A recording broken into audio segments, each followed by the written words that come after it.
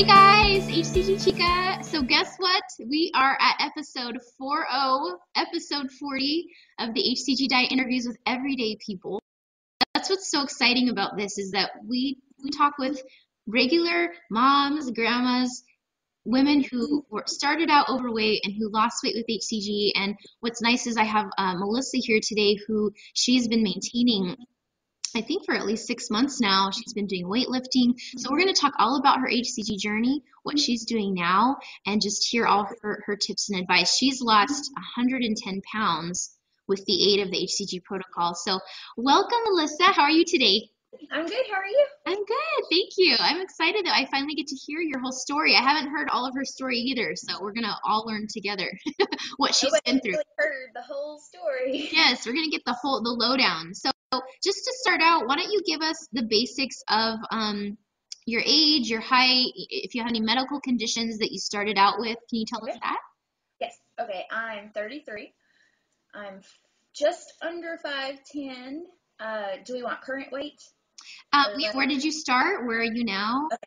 Started out when I had to look back in my medical records because I didn't write it down. But when in March of 2015, I was 276 pounds. Okay. And when I weighed myself a few weeks ago, I was 160. Wow, 160. Crazy. And how did that how did your size change from Let's see, I got rid of all the fat clothes, but the original jean size was a 20, and now I'm in a 4'6". Wow. And you guys can see in her before and after image, I mean, she looks drastically different, although you look really beautiful even at your larger weight. Thank you. Still a very beautiful woman, but yeah, I'm sure you feel a lot better in your skin, Okay. smaller size. Yeah. Yes. Yeah. Now, did you have any medical conditions, medications, or anything when you started before at that weight? I did. Before I was diagnosed with fibromyalgia in my late teens, and before I started my weight loss journey and the HCG protocol, I was taking, almost a dozen different things on a daily basis for joint pain and for the muscle pain and things. So lots and lots of meds. Now, were you heavy at that time as well, or did that happen later? Yes, I started gaining my weight in high school. Gotcha. So I wasn't as heavy until after I had my son. Yeah. That's when I gained the majority of my weight. But the fibromyalgia symptoms and things, I think that was a trigger of the weight gain. Interesting. Gotcha. Okay, thanks for sharing that. So yeah, I mean, 110 pounds, that is a huge deal. Can you tell us when what time span that you lost that weight in, how many rounds, that stuff? I did 3 rounds. Okay. And I started April 11th with my first round, and Last year, 2015. Okay. Yeah. And I did my last one, which was very short, which was, less than 20 days. And I was like, I'm done with it at the beginning of November. Okay, cool. So your third round in November was just about 20 days or so. Yeah. Do you remember about how much weight you lost that one? I lost, after load weight and everything, maybe 6 pounds. So just kind of why I was just disenchanted, I guess. I'm done. This is not what I want to do right now. Okay, yeah. So really the majority of your weight loss was actually your first 2 rounds then, it sounds like. Yeah. Okay, so April 2015, you did your first round. How long was that? About how much weight did you lose? I did 30 days, and in the actual phase 1 of those, 30 days, I lost 31 pounds. Okay. And I lost another 11 in the phase 3. Okay. And then I lost 29 on another 30-day round, and I lost 10 on that phase 3. Gotcha. 10 pounds. And then you basically have lost more weight since then to be, right? To be where you are now. Yeah. To equal 110 pounds. Yeah. That's great. Kept going. I know that after that third one, when I just dropped off, I lost more after that. Yeah. So you lost about 29. So you lost about 60, a little over 60 with those first two rounds, Yeah. basically. Yeah, it was a huge, And then huge. a little, yeah, and then a little over 20 between the two Yeah. P3s. So that Yeah. brings us to like 80, a little over 80. And then essentially you've lost another 30 then Yeah. on your own since then. That's phenomenal. And we're going to talk about it a little bit. She's done that with weightlifting. So, and eating right. That's really cool. Wow. Because the HCG just got me to a 10, to a size 10 in pants. Okay, And gotcha. then the lifting and things have whittled down this far. Great. Now, how long were your P3s or the between break from like round 1 to round 2? How long break? I did the minimum. I did the 3 weeks. Okay, so you just took Yeah. only a 3-week break and you lost the 10 pound or 11 pounds in P3 during Yeah. that time. Okay, and then after round 2, was that the same thing or? Yes. Yeah, I did. I tried not to take huge breaks. I wanted to do it all quick and fast. Gotcha. And then now since November, you've not only been maintaining, but you've been consistently losing Right. more. Wow, that's great. So I think that's good feedback for people because actually I get that question a lot from you guys about whether or not you can lose weight in P3 or not, or like if it's just a horrible bad thing to do. And it's just like it's kind of one of those, it's a personal choice for you guys what you want to do. You should totally do what you feel comfortable with. But I have totally seen this multiple times now that I have not seen a negative effect to continuing to lose if that's your choice. She's continuing to progress and get stronger. We're going to show her current body fat test results, how much lean body mass she has, and that really your metabolism has to do with how much that ratio, your body composition, and so anyway, I thought that was interesting. That's great. Cool. Well, why don't we talk about, how just your history with becoming overweight, like where did your struggles stem from, do you think, and how did it make you feel and that stuff? Well, I know, like, as a child, I had food allergies, much like my son has them, and my mom refused to put me on medications or anything, so she did food therapies, switching my foods around. So when I was small, at least until I was a teenager and could make my own decisions, there were lots of foods that I could not have. And as soon as I was the age to make the choice of what I'm going to eat myself, I ate whatever I wanted. And I was a teenager, 14, 15 years old, puberty, and so you're eating even more because you're growing and things. Right. And I just had this really unhealthy relationship with the food.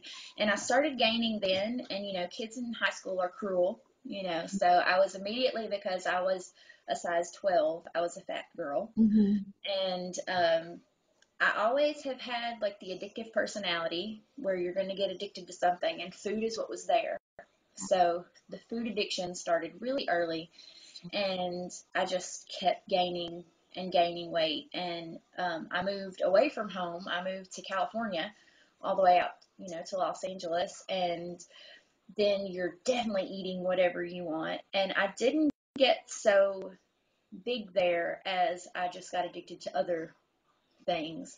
So when I did come home and was detoxing and sobering up and everything, food was the only thing, that was okay to have. So my weight got, I guess when I met my husband, I was at least 200 pounds. And when I got pregnant with my son, I remember it saying 222. I was like, I'm pregnant and I weigh 222 pounds. Yeah. Most people gain it 40 pounds with a baby. Right. What am I going to do? And after I had my son, I lost maybe 30 pounds in the first few months, but then just started packing it on. I had postpartum depression really bad and was on medications for that. And then the fibromyalgia from when I was about 17, I was diagnosed with that. All of those medications make you groggy and sedentary and hungry. So, Gotcha. just medicate with food, and it's what makes us feel better. Right. And I'm in the South, so it's all really delicious. Yeah, yeah. Now, during all of those years, were there any points where you would try short bursts of like a diet or trying to fix it in some way, or were you just No, even there at the time? uh, in high school, as soon as I've never been really good at being hungry, so anorexia never worked for me. Yeah. Um, but I did as soon as the girls in high school started calling me fat. Bulimia was big in our little circle I of see. friends, and I was like, I can do that. Ah, gotcha. Make myself throw up. Right. How bad is that for you? People throw up all the time when they have the flu. Right. Yeah. You try to reason with yourself. Oh, it's not that unhealthy. People throw up when they're sick all the time. Yeah. I can do it several times a day. Yeah. Yeah. And I would do that and lose, 20 or 30 pounds. Wow. But it comes right back. Right. As with even with like yo-yo diets that people think are healthy, it's going to come back because it's such a drastic way of handling things. Right. So, I did that, off and on throughout the years. Gotcha.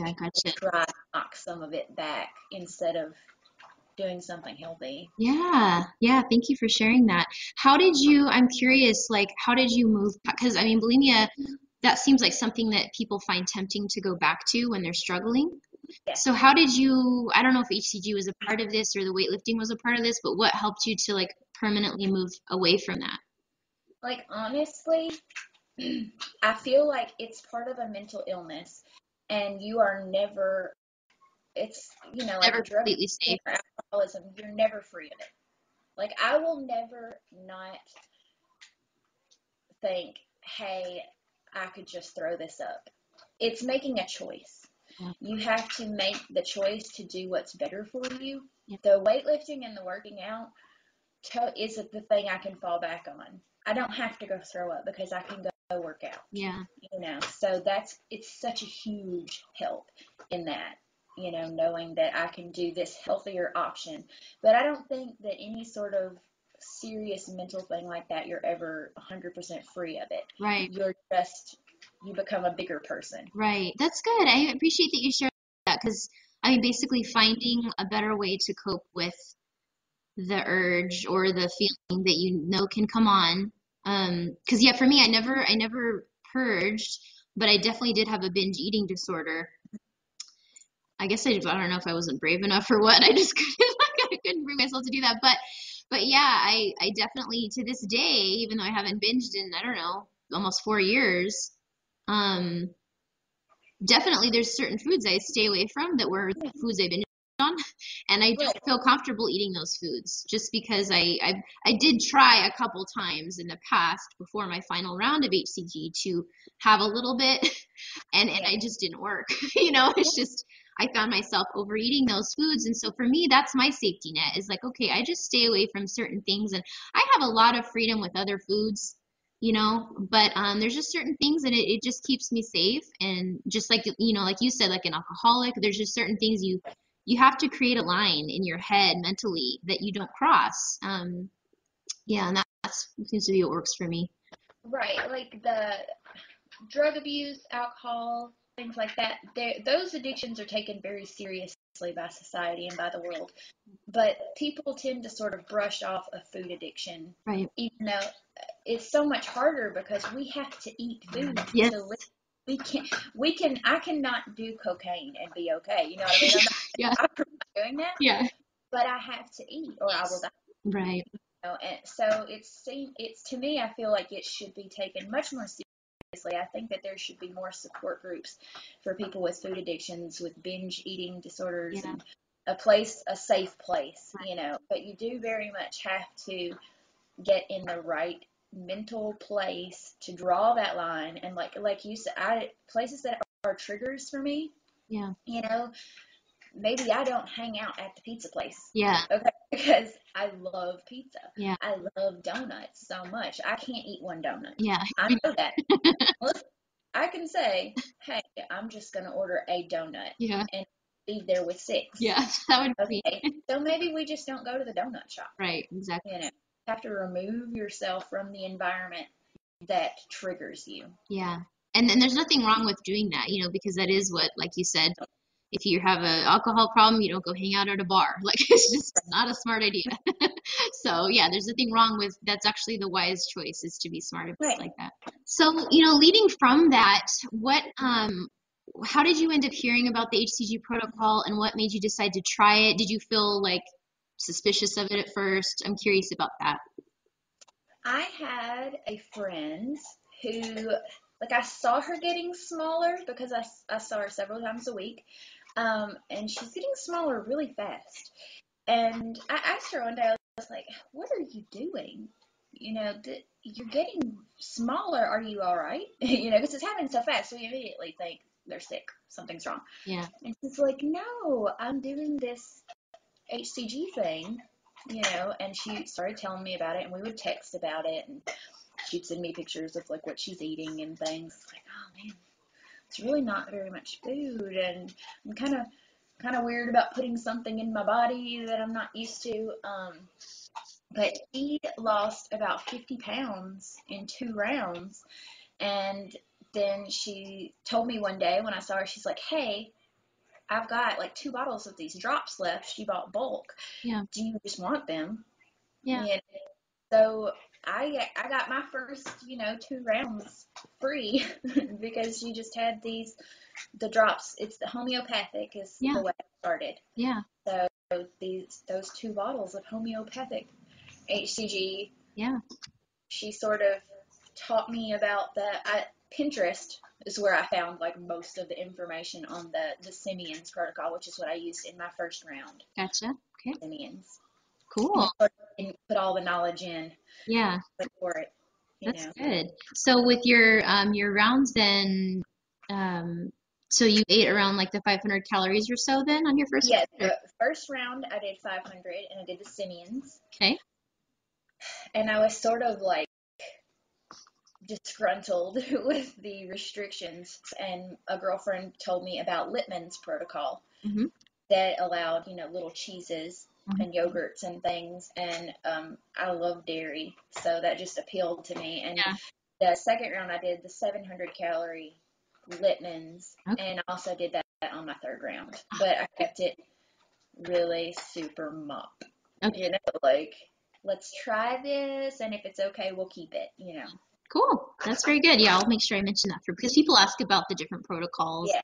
And it sounds like you lost basically the same weight on really wasn't protocols, so there wasn't a huge difference in what happened between the different protocols. And if you can have cheese, why wouldn't you? Right, yeah. Now, how was your hunger on the low calorie? Did it feel manageable or? Yeah, I didn't have any problem. Cool. The drops, which I was sort of like, I didn't start right away. I did the injections of my last round, that I had the least impressive results with. And I think that was because I was sort of, maybe I did them too close together or what, but that last, I know you've had failure rounds.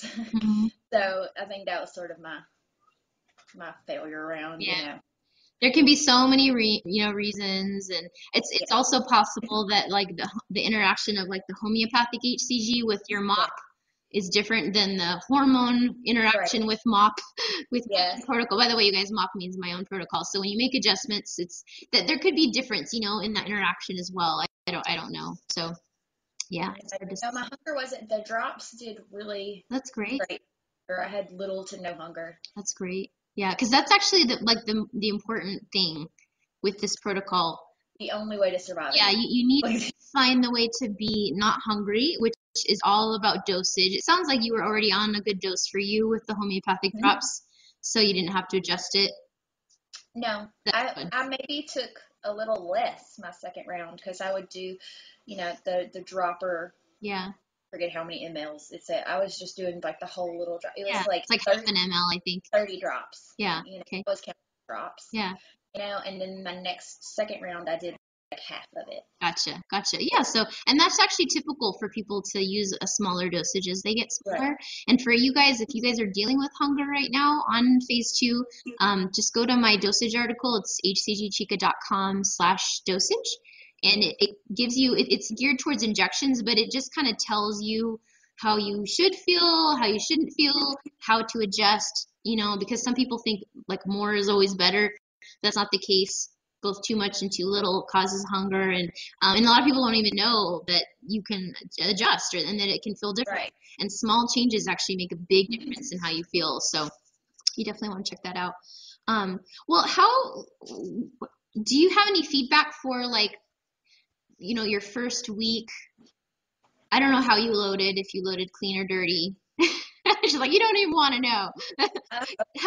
Was there an adjustment period for you during the first week of phase 2 for any of your rounds? Was it rough at all, or was it not too bad? I think it's probably going to be like the general consensus with like everybody might be, why am I doing this? Yeah. Like a weekend, you're just like, why am I even doing this? Because you're still working through your load weight. I loaded ugly. I'm not even gonna call it dirty because it was ugly. It's 2 supersonic double cheeseburgers with bacon and loaded chili tots and things like that. I would start my last round. I was like, I'm gonna load clean and it's gonna be great. 4 milkshakes later, you're like, what am I doing right now? But it was just hard. Like it wasn't even the hunger, because the drops were helping the hunger. I wasn't hungry. I was just mad. Yeah. I was just mad at myself because I had this deprivation feeling, and all of my binge thoughts were about stupid food like broccoli, because some people are like, don't eat the broccoli. Yeah. Or don't mix your vegetables. I'd have these thoughts like, why can't I just mix my vegetables? I was just beside myself because of little silly things. Yeah. But what your body does when you're going into that deprivation, any sort of restriction, we just want to fight the system. I know, it's true. It's funny how when rules are placed, if you're not in that place where you're mentally ready or you haven't adjusted to it, it's like, you get mad. That's actually how I felt my second round. I didn't feel that way my other rounds because I felt like I'm on board with this. This is what it's accomplishing. But yes, sometimes I remember my second round being, like you said, I was actually mad at the protocol. Like I was, like, why do I have to do this? Why am I like, this is the stupidest and like, if you cheat, my cheats are just like the stupidest things. Yeah. Like, why, like goldfish crackers, or some stale package of something from the back of the car. Like, not even you wouldn't have cared to have anyway. Right. Something that in your normal day you wouldn't have even thought twice about, but now because you can't have it. Yeah. That's all I want. Yeah. Isn't that funny how that is? What do you feel like helped you like get through that time period in order to complete the round successfully? Just having a support group, because I was part of a vlogging community on YouTube the whole time, and having round buddies, going through the same thing, having someone I could text or call or talk to about what's happening to my body and my mental status, is to reassure me that you're not crazy. You can work through this. I watched you a lot. One of my super crazies, I would watch you and be like, all right, okay, one more day. I can do this. So having a support group of some sort. Don't try to walk the road alone. And I have the same thing. Now, do you know if people are still vlogging their HCG journeys on YouTube? Yeah. They are. Yeah. So you guys a ton of ladies. So because sometimes people think that it's not happening anymore. Some of the search terms you guys can use to find YouTube people who are currently vlogging is probably like if you put HCG diet 2016 or whatever year it is when you're watching this, or like VLCD. Yeah, a ton of ladies actually have HCG in their names. Yeah, that too. A lot of people. Yeah. So and then once you they will come to you. Right. Yeah, and then once you find somebody a couple current bloggers, look in the comments if there's comments, and then you can find other users who the reason they're commenting is because they're actively a part of the community right now. Yeah. So then you can subscribe to them and they'll see that and then they might sub to you. Now you actually did some vlogging yourself, is that correct? Did. And that's really helpful. I know a lot of people are shy to do that. So, and I totally get it. It feels, I remember when I did my first vlogs, if you go back and see like my first ones, I mean, I come across totally timid, and that's because I was just like, it feels weird to talk to like your Yeah, camera piece. and There's you're nobody talking here. And I'm about, talking to myself. It feels, I yeah. feel so stupid. But it's so therapeutic, It you know. is. And a lot of mine I took down because I was like, oh, that's stupid. I shouldn't have said that Aw. out loud, you know. So Yeah. I took most of the beginning of mine down, you know, and I really regret that now. Are they actually gone or just They're private? they're deleted. Oh, I'm so mad because I remember. I mean, I look at pictures and I was so much bigger, you know, and it would have been nice to be able to like it look is. back and see what I did differently and watch myself yelling about the goldfish crackers, being mad about it, you know. Yeah. But there's so many women. My friend Tina, her whole journey's on years Yeah. of journey Yeah. is there, you know, and it's wonderful to be able to look back. It is. And that sort of keeps you keeps you present too, I think, and keeps you focused Yeah. to be able to look back and see I have come from somewhere. Yeah. I'm not in the same place that I was. Even if weight wise you're not, nothing you do you learn from everything you do. You learn from every breath you take in life. Yeah. You know, so even if you just learned something new about yourself. All right, so we had a short break because Melissa's a mommy and her 4-year-old needed a little help. So we're back. um, so we were talking about vlogging on YouTube, finding the community, but also being a part of it, how we can be nervous. But for both Melissa and I, we did our journeys at different points, but we both utilized putting it out there. And what I was going to say was, I think you kind of basically were saying this yourself, that just talking out loud about what you're thinking, even though there's not necessarily a solution, you're just like I hate this right now. Like, Yeah. and there's really no solution. It's just not going to go away. I just have to do this hard thing. But just talking about it out loud is helpful, you know? Right. Yeah. I mean, it's therapeutic. It is. As sure, I have a husband, and a kid. The 4-year-old doesn't understand anything about any of this. You know, he's ridiculous. But even having, you know, a spouse and someone who's, you know, because I would talk a lot about feeling I was alone and I'm on this road. He's like, honey, you're not alone. I'm here. It's not the same. Yeah. He's not eating the foods I'm eating. He's not experiencing this crazy Deprivation. my body, you know, Yeah. mental distress of what we're doing to ourselves, you know. Right. But you can find a group of men and women, you know, on here that are experiencing the exact same thing, you know, and you're validated. Yeah. That's what it is. Yeah, you're validated in your feelings. Yeah. And that You know? helps you to like keep going, you know, I think. Yes, for sure.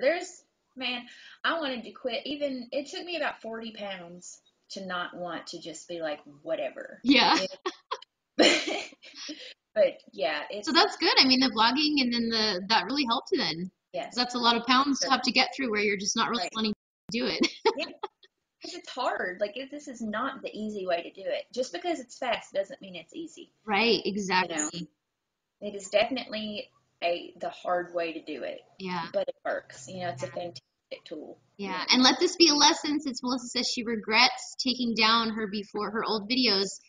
Leave them up there, you guys. Or, you know, even if you record them and upload them, like, you don't have to make them public. You can just make them private. Yeah. So, like, just before you toss stuff away, because I do have my before videos and I'm glad I have them. And there's one video that I never uploaded.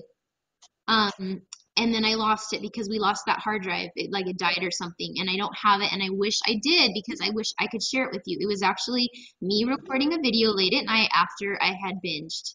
This was after sometime after my second round. And I came on like just trying to talk about how I felt, you know, how what I did made me. No, yeah, definitely. I wish I would have left them up. Yeah, and it's because it's not only like helpful for yourself, because I think what's hard is, like, for instance, for me, I ended up not uploading that video because I was still in it. Like, I hadn't overcome it. Like, I had just binged, and I'm like, it's really like to put up there that you did something like that is kind of embarrassing, and it's hard because you're still in the middle of like screwing up. Yeah. But then later I did overcome it, and you got to have that belief in yourself that you will find a way out. It's just that you don't know, you haven't found it yet, you know. And yeah, you can always make it private, but having that later to see how far you've come and to be able Right. to share it with others. Even if you're the only person who ever sees Yeah. anything, even if you are just keeping it as your personal video diary to yourself, like Yeah. I know in some of mine I would talk to myself, Yeah. like, this is how you're feeling right now, Right. to know in the next round that that's exactly what you were experiencing, Right. and it will pass. Right. Sort of, I'm going to be able to breathe again. That's true. Yeah, because sometimes you can forget. Like, did I feel like this last time? Yeah. Was it like this? Like, oh yeah, it was. Okay. Yeah. Because no, you've done this before. Yeah. Yeah. Well, why don't we move on past phase 2 then and talk about P3 and P4, because now that's kind of where, you're obviously on the path to not needing HCG again. So let's talk about just what you said you started weightlifting. Can you talk about that a little bit? Sure. I had started, my husband started showing me things. I was like the most awkward person in the world in the gym with just little dumbbells doing bicep curls because that's all I'd ever seen, on television. And he helped me, showed me a lot of different workouts and like foundation type moves, Olympic style lifts and things.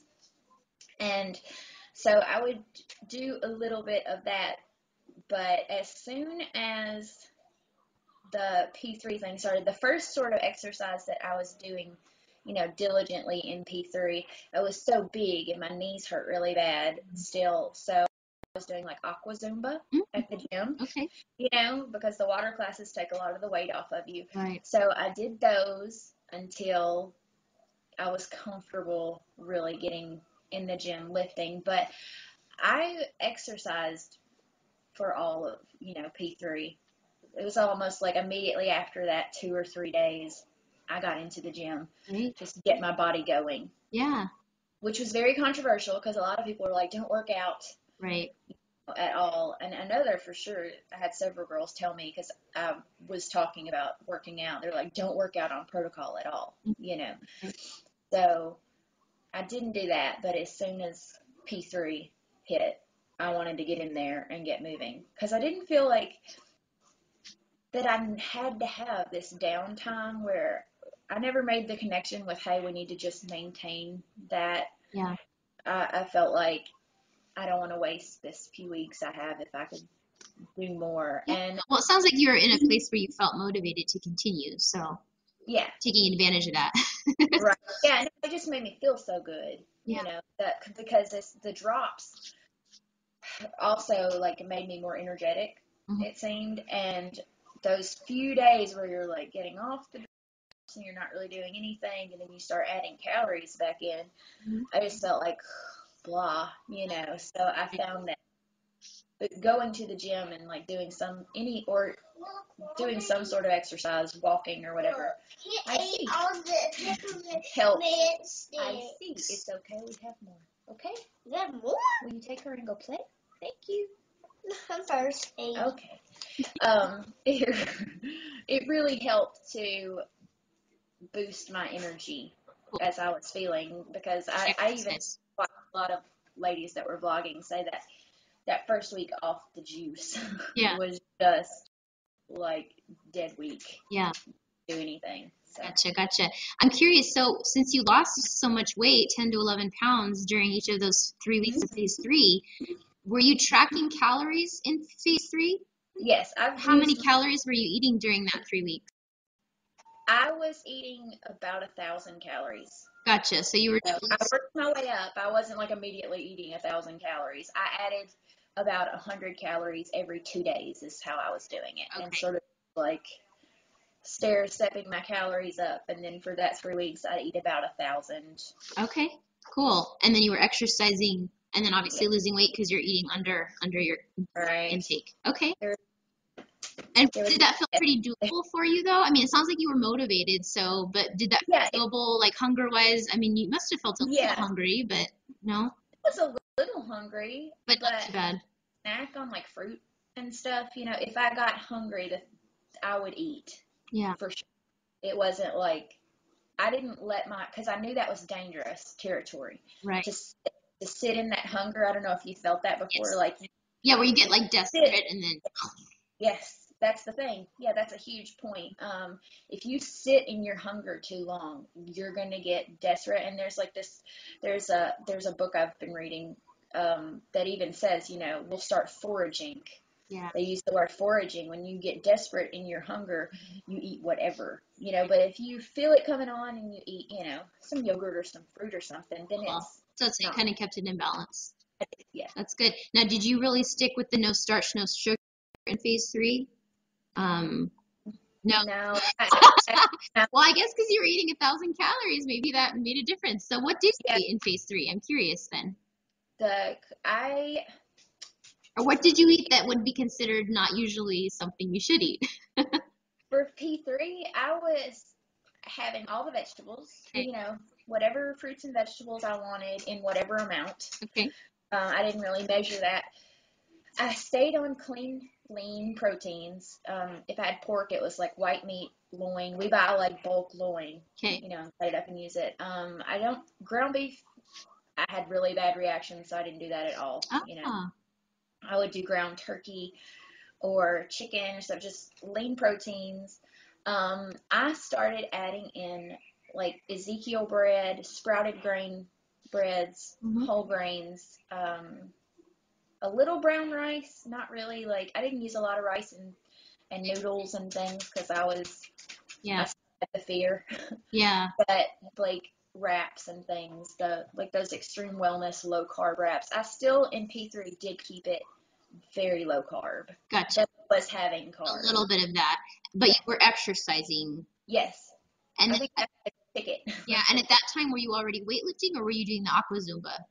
The first round, I was still doing the aqua stuff because I didn't feel comfortable in my body enough to even like get in there. But that second round, I started lifting a little, but it wasn't even enough to be like, hey, I'm lifting. Yeah. There's a lot of the stationary bike. I would do that. Gotcha, cool. And then just to clarify for everyone, since you were losing in P3, eating 1,000 calories, I'd like to know where today you're at. What about how many calories are you able to eat today now that you're well, actually, you're still leaning out, but what has been like your max calorie intake you've been able to eat and maintain while with your weightlifting and such? When I was bulking, I was eating 1,900, 2,000 calories a day. Cool. Yeah. Wouldn't you ladies like to be able to do that? It's so much fun. It's possible. It's totally possible. Yeah. So I don't actually know how many I eat, but it's definitely there or higher for sure. Yeah, I've tried to really with this, I'm trying to get on a forever kind of path. Mm-hmm. And I've found that the macros are basically just the golden ticket to me, and I can just, instead of paying so much, because I still put the calories and things into my FitnessPal, but try to go closer to that macronutrient goal. Can you explain what that is for those who don't know? Yeah, the macronutrients, you're gonna need a certain number depending on your goal, because it's going to be different for everyone's goal, whether you're leaning or bulking or just maintaining. They're going to be different. Your proteins, your fats, which are going to be clean, healthy fats, not saturated fats, and your carbohydrates, that's your fuel for whatever you're doing. So depending on the amount of activity you're doing, you're going to need more or less of those like carbohydrates, but you're probably going to want to keep your fats low in maintaining and leaning sort of phases. But I try to hit as close to those. They'll give you, my FitnessPal has a little pie chart. Yeah, a little chart, and shows a percentage, right? Yeah. Of carbs, fat, protein. If mine looks like a little peace sign at the end of the day, and fats is the smallest little piece of pie, then I'm a very happy lady. Cool. So. Yeah, that's cool. Yeah, and it's very interesting that there's different ways I've found for people to maintain with different ratios, really. So it's going to be individual, and it's kind of also, I think, the lifestyle that you want.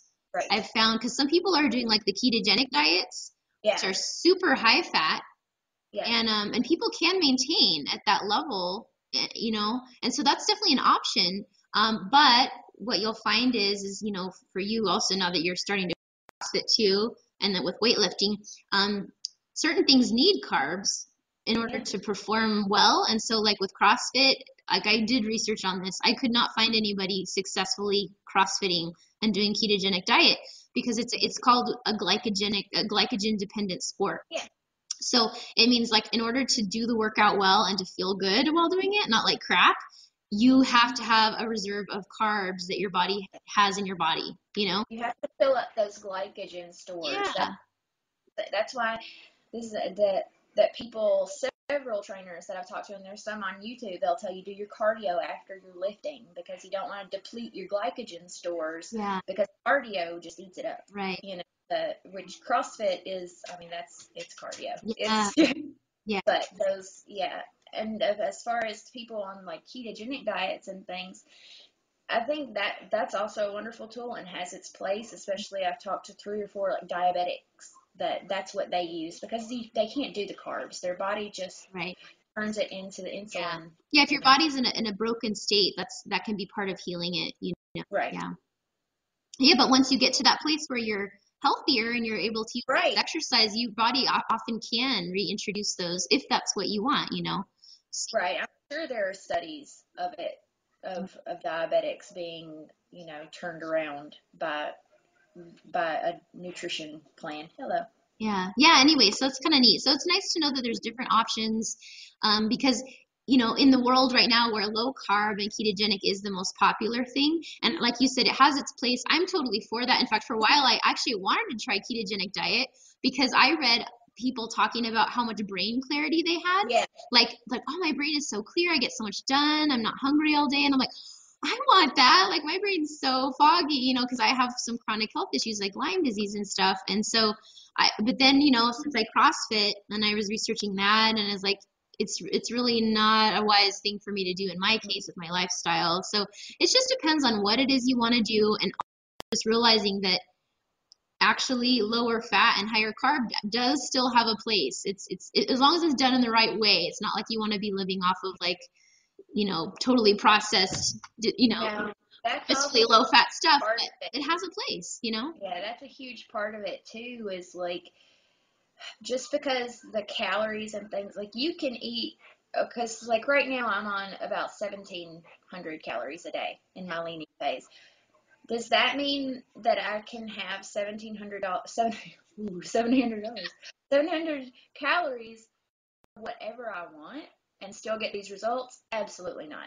I eat real whole foods, you know, the nutrients in my body. If I was eating that much of just like junk food, I'd be 275 back on the couch. Right. You know? Yeah, so it's strategic.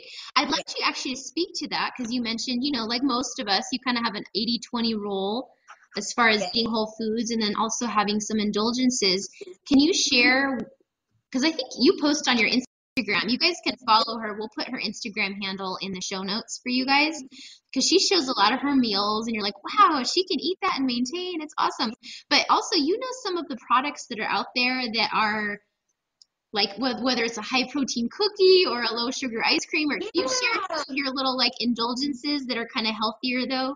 Yes, absolutely. Because I'm like super passionate about these. I love cookies and chocolate, and I'm also, there's all these memes that are like the guy and it says, I don't even see food anymore, I just see carbs, proteins, and fats. Yeah, I live in that space. Okay, I look at, that's the first thing I look at. So Walmart, and I think everybody has a Walmart, has these Lenny and Larry's protein cookies, and they have oatmeal raisin, chocolate chip, white chocolate macadamia nut. My favorite is the double chocolate fudge, but it's these huge cookies, you know, and they taste like fresh baked cookies, you know. So as far as cookies go, those are great. What's in them? Like, they're gluten-free, vegan, you know, dairy-free and everything, so they're really good for people that are going to have food sensitivities and allergies. Well, so gluten-free, vegan-free, not vegan-free, vegan. They're dairy-free, like no eggs, no milk. Dairy-free. Now, do they have any sugar in them, or?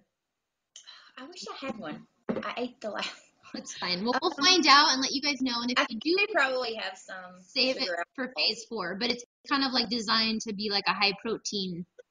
It's added protein. It's high. It's Are you done, Mommy? not yet, baby cakes. It's a little higher in carbs because they are built for athletes. Yeah, gotcha, for athletes. Yeah.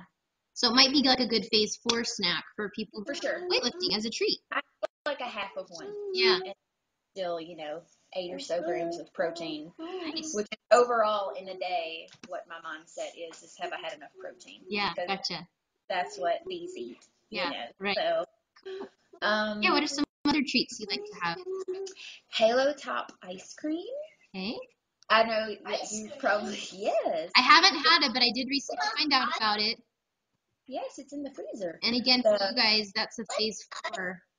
Because it does have a little sugar, but it's very small. It's mostly erythritol sweetened and has a small amount of sugar. So like for phase 4, but it probably tastes more like real ice cream, right? Yeah. Yeah, that's cool. Yeah, so Halo Top ice cream. Where do you find it?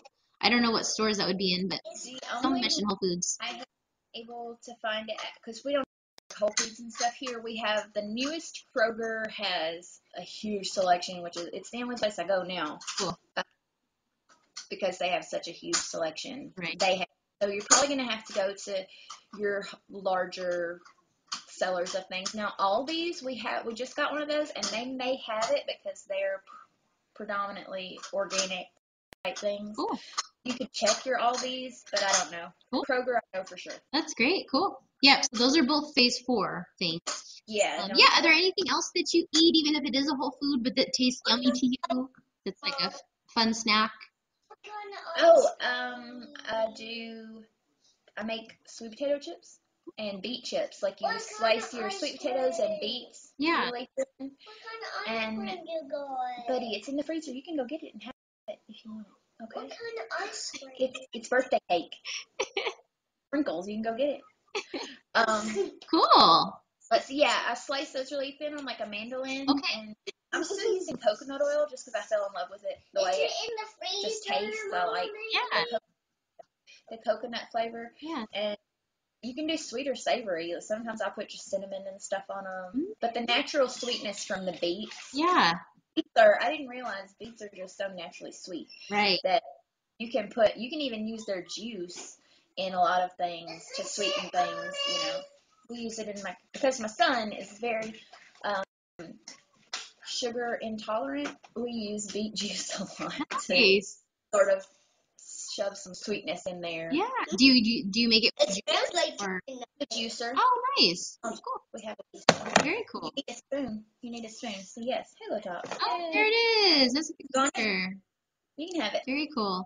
So with the sweet potato chips and beet chips, can you just share like how you bake them? What? Yes. Pick it up with your finger. I put it on about 375. Yeah. The oven, and let it get hot before you put them in there. Let it sit for 10 or 12 minutes and let the oven be really hot. And I spread them out. You don't want them on top of each other. Okay. And I'll put them in there for like about 20 minutes. Okay. But if you want them crispier, you could leave them longer. And I do them on the bottom, not the closest, not up top, closer to your broiler, because I see like the edges will get a little darker on those. Yeah. Oh, so it's on the bottom rack. Oh. Okay, cool. Thank you. That sounds like good. And you store them in a paper bag, not plastic or anything, because they'll get moist, but the paper bag lets them breathe. Gotcha. Yeah. Yeah, so that sounds like a good P4 snack too. That's cool. They're very good. You can do it with carrots too. Carrots are really sweet. Yeah. I bet you like that. Yeah.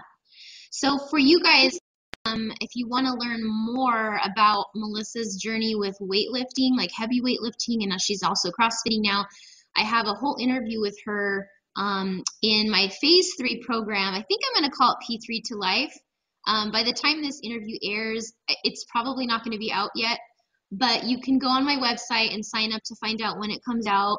But part of the focus is really all about how to maintain, like what's life after HCG, and so we actually go quite in depth with Melissa on what weightlifting is all about, what it's done for her and her metabolism. And so you can, go there and find that out, and listen to that interview too.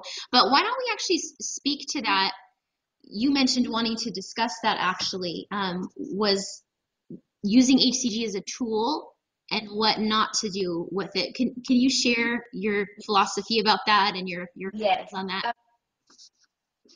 Like I said, I was in a community during my whole HCG, all the rounds, and you can watch other people and sort of see, and it's not that there's anything wrong with people, they're just not there yet. You know, you choose when you're ready to live, to do forever, instead of this part of it. There's a lot of people that will use, and it is a great tool. HCG is a wonderful tool for people to lose weight, but we know that Dr. Simeon's created like this protocol for super obese bariatric patients. You know, this is not a protocol that was created to be used long term as terrible as it may sound, like as a crutch. Right. Because I would see so many women, and it would just make my heart hurt for them, that they're like planning their round in February because they know the holidays they're going to pack on 20 or 30 pounds. And what a sad thing that is. Right. To know you're going to have to do this thing that, and HCG is a drastic thing, and it is a chemical, you know, and the protocol is restrictive, and it's a mentally difficult thing to do. Instead of teaching yourself using this protocol and the tool the way I believe Dr. Simeon's intended, which is to teach ourselves about food and what we should be eating, you know, instead of using it in a beneficial way like that to teach ourselves and to move on, learn how to live and sustain forever, we're just using it as this fallback. That's not healing your illness at all. If you're a food addict or whatever, however you got to however much you weigh, that you need to do this protocol, you're not, by using it in that way, by abusing it, you're not helping yourself. You're just not using it properly. You're not healing. You know, you're prolonging the process. Because if we don't learn how to maintain weight loss, we're doing more damage to our metabolism. You know, we're just not recovering. Right. Yeah, no, I appreciate that you talk about that because it is a real thing. And like you said, we're not all mentally ready. But maybe if we also think more about what we're doing to our bodies when we're constantly cycling HCG, just some food for thought for you guys. It's like, I didn't know about any of this stuff either when I originally started losing weight. It's just from over time researching more about muscle and the role that muscle plays in our metabolism and our body. But when you lose weight, you lose some muscle. Usually, if you lose a lot of weight, even on HCG. So like I'm always having ladies, you know, I'm always trying to get body fat test results from ladies that have done it. I've done my own to show that with HCG, you do have a very high percentage of fat loss, you know, so that is awesome. But there is still some muscle loss. And the problem is that in order to build muscle, typically you have to work your muscles out, you know. If you gain weight, you will gain some muscle along with it because your body, you know, it's like when you were 275 or 300 pounds, it's not like all of your excess weight was fat. A good portion was muscle because your body has to carry itself around. So, but the thing is you're going to lose a little muscle. Now, if you're constantly cycling rounds of HCG, like you're gaining fat in between, and then you do a round, you're going to lose a little muscle, but then when you gain weight back, you're not necessarily going to gain as much muscle back as you lost, you know, right? So if you're constantly doing that and you're not doing any exercise in between to rebuild, potentially you will end up with a lower metabolism because your body fat ratio is getting more screwed up over time. That makes sense. Versus if you take breaks and weight lift in between or at the end, whatever the case may be, but if you can try to do it responsibly that way, you have the potential of having a much better metabolism and just keeping things in balance. So there is a danger there to kind of doing it over and over. And, you know, for some of you, maybe that's already happened and that's okay. Like, you know, you can't, whatever has happened, but you can totally fix it. You can totally fix it. I gained, I think in my body fat testing between, like when I did my weightlifting in between my CrossFit, between my last couple rounds, I ended up gaining, I think about 13 pounds of muscle in that 1 year. And I lost about, like I ended up at the same weight, like 127 pounds, right? but I had lost 12 or 13 pounds of fat and I had gained 13 pounds of muscle by cycling, by doing HCG and then CrossFit. So by replacing that with muscle, I was able to eat more, so otherwise, like for instance, today I would have, let's see, I would only have maybe like 94 pounds of muscle on my frame instead of 106, which is what I do have now, so it's just, I don't know. I don't know if I'm confusing you guys, but just some food for thought that going forward, try to think about it in that way as to what your goals are and what do you want for yourself long term, Right. Because nobody wants to do this forever. Nobody wants to have to, if you could fix your metabolism and find a way, to eat 1,700 calories of, I'm eating waffles and things, why would you not choose that over the deprivation that you deal with during a round? Right. Yeah, exactly. Because we weren't really designed to be eating that little on a daily basis. It's for a purpose. So that's why it doesn't feel good, because it's not how we were designed. Right. I mean, food was meant to be enjoyable, I think. I mean, food tastes good for a reason. It really does. So it's nice when you can actually enjoy a full meal and not have to worry about like gaining weight, as long as it's in balance. So yeah. Well, thank you so much for all of that. I feel like we covered, a lot of good stuff on that. Is there any other last thoughts that you want to share before we finish up? Just, if you're like in the beginning, before I started, I was so afraid, of if it would even work. I had done everything, if it would even work, what would happen if I do lose weight, No matter how scared you are or all of how apprehensive you are, just do it. Just put in the work, put yourself first, make yourself important enough to do this. Don't keep making the excuses and stuff, because everybody has them. I had them, for 10 years. I had the excuses. Just, it's the benefit is so much more amazing than we can even tell people. Like, we can tell people all day how great we feel. Right. But just do it. Just put one foot in front of the other. Everybody has to begin somewhere. You just have to do it. Yeah. Good thoughts. Thank you, Melissa. Thank you guys so much. And again, for you guys, if you want to, for the few little links we talked about today, our products, just go to the show notes for episode 40 with Melissa, and you'll see that. It'll have also her body fat test. I might actually try to put it here on the screen for you guys, but she's currently at 24% body fat as of February. And, being that she was, what was it, 275, you said? Originally, 75 to 76. Yeah, originally she didn't have her body fat tested then, but it's likely that you were at least 40% body fat, I would assume, if not more. Right. You might even be 50. But yeah, the girl, when I had it done, said I had lost 40% of my body weight. Yeah, so. Cool. Yeah. So definitely, she's in the healthy range now for her body fat percent. So she's obviously made great strides, and she has a good amount of lean mass for her frame. She's 5'10", and it said you had 126 pounds of muscle, of lean body mass, I should say. Yeah. And so that is really, really good for a woman. Looking at skeletal muscle mass. Yeah, because sometimes we forget lean body mass is everything. Your organs, your head. Right. It's not just muscle. Organs and things like that, and then they have your bones, your brain, your bones. Yeah, but yeah, that's really good for her frame size. So thank you so much for being with me today.